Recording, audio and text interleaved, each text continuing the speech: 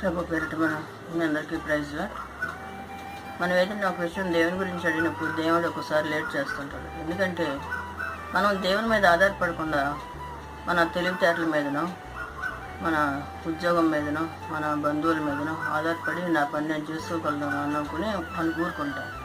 అలాంటప్పుడు దేవుడు ఎప్పుడైతే నా బిడ్డ నా దగ్గరికి వస్తాడో అప్పుడు సహాయం చేయాలని ఆయన ఎదురు చూస్తుంటాడు. మన ప్రయత్నాలన్నీ కానప్పుడు అప్పుడు వెళ్తాం దేవుడి దగ్గరికి.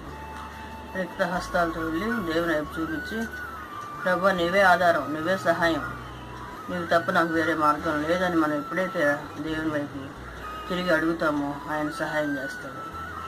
ఆయన అడుగు వాటికంటే ఊహించే వాటికంటే అత్యధికంగా అనుగ్రహించే దేవుడు అన్నాడు.